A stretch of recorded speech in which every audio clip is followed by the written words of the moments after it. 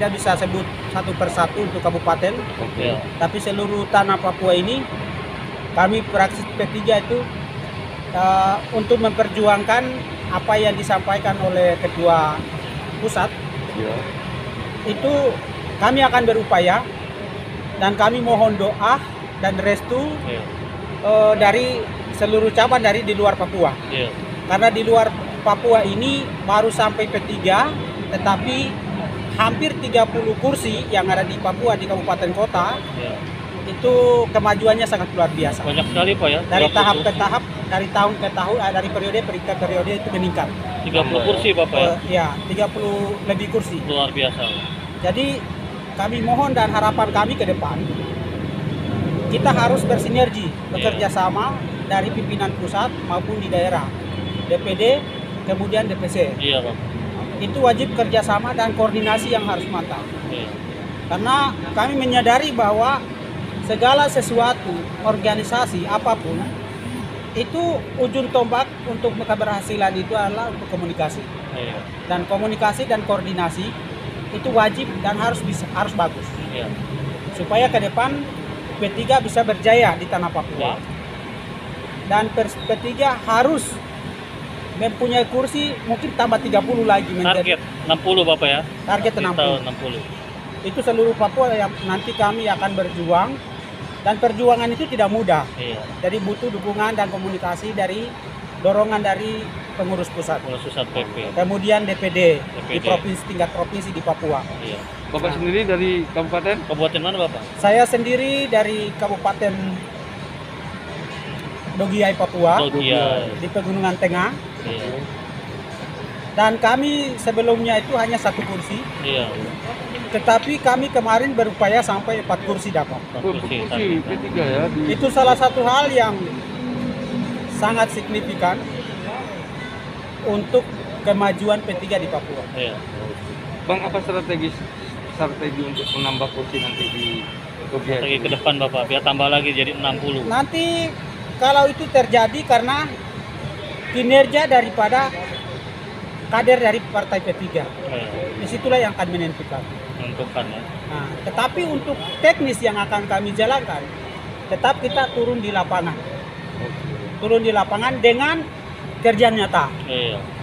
Kalau tanpa kita kerja nyata hanya omong doang, itu mereka tidak akan percaya. Nggak percaya Bapak ya. Nah, Tantangannya apa Pak? Soalnya kan mayoritas non Muslim Pak ya di sana Pak ya. di sana memang tantangan non-Muslim, tetapi antusiasme dari masyarakat untuk mendukung Partai P3 sangat luar biasa. Iya. Karena sudah terbukti. Dari 1 menjadi 4 ya. Nah, sudah terbukti kita sudah peroleh 30 lebih kursi itu Iya. dari setiap kabupaten kota di Papua. Nah, sekarang yang menjadi prioritas kami itu adalah kami harus turun dan bisa koordinasi dengan Iya. masyarakat di tempat. Iya. Pak, untuk selama ini kerjasama antara legislatif dan bupati sendiri, DPRD dan bupati gimana Pak? Saya jujur katakan, sejak saya menjabat 2 tahun, Oke. tidak pernah berkoordinasi dengan pemerintah daerah, Hmm. dalam hal ini bupati Pemkab Kabupaten Dogiai. Dogiai. Soal ini sebenarnya tidak boleh terjadi. Iya. Karena di sana dikatakan di PP nomor 108 tahun 2000, Iya. di sana sudah dikatakan bahwa tentang tata cara persidangan dan tata cara LKPJ dengan perubahan. Oke. Iya. Itu dimuat di dalam, kalau tidak salah pasal 5 dan 6. Di sana sudah dikatakan bahwa kepala daerah harus berkoordinasi dengan anggota DPR atau lembaga legislatif yang ada di kabupaten. Oke. Bahkan sampai di presiden itu kan sudah Iya. ada prosedur yang aturan yang sudah dimuat. Tapi kami di Dogiai tidak pernah terjadi untuk sidang anggaran. Nah, sidang anggaran tidak terjadi, maka tahun anggaran 2022 itu hanya ACC itu anggota dewan tertentu dengan ketua DPR tertentu, mereka bawa pengabsahan APBD 2020 itu.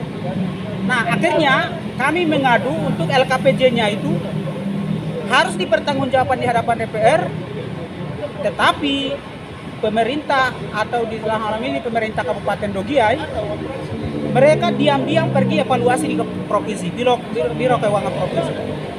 Tetapi kami dari situ, kami undang 3 kali tidak jadi, maka kami melakukan interpelasi Iya. Interpelasi dan hak angket. Angket.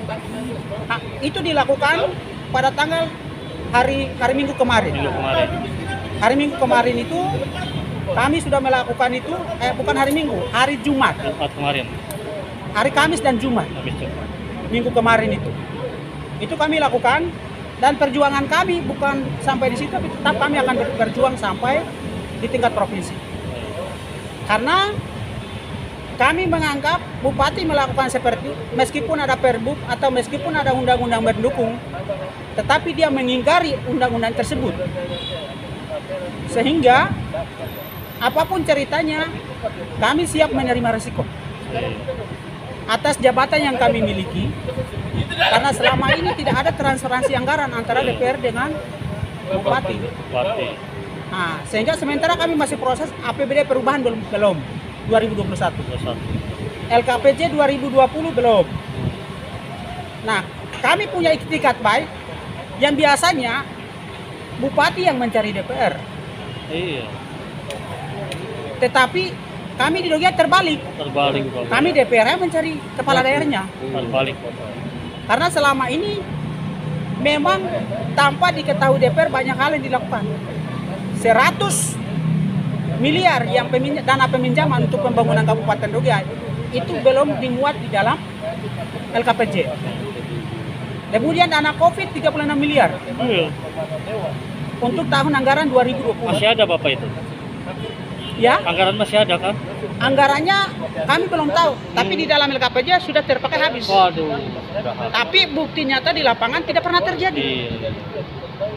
Nah, ini hal baru dan pengalaman yang dilakukan, pengalaman yang kami alami di Kabupaten Dogiyai.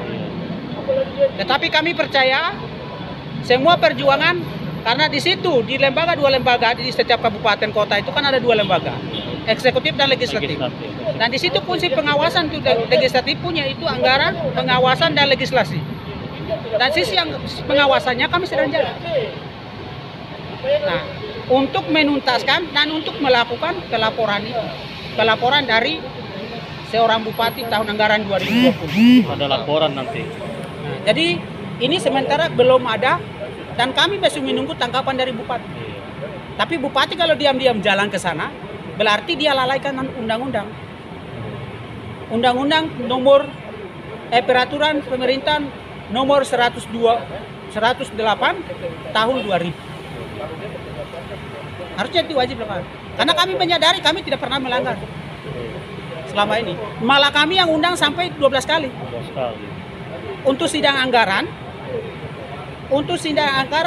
LKPJ ini kami undang 3 kali. Tapi yang ketiga kalinya pun tidak datang. Kemarin kami melakukan interpelasi tempat kegiatan DPR yang sudah terpasang di spanduk, yang sudah siap kursi meja di dalam. Bupati utus orang untuk tutup kunci. Itu yang dilakukan. Nah, fraksi P3 tetap komitmen untuk mengawal barang ini harus dipertanggungjawabkan di hadapan DPR. Kalau memang tidak bisa, bupati dia harus bertanggungjawabkan di hadapan gubernur. Karena barang ini barang bukan main-main. Barang untuk umum, barang untuk kemajuan daerah. Jadi tidak bisa kita Nama lengkap Kak?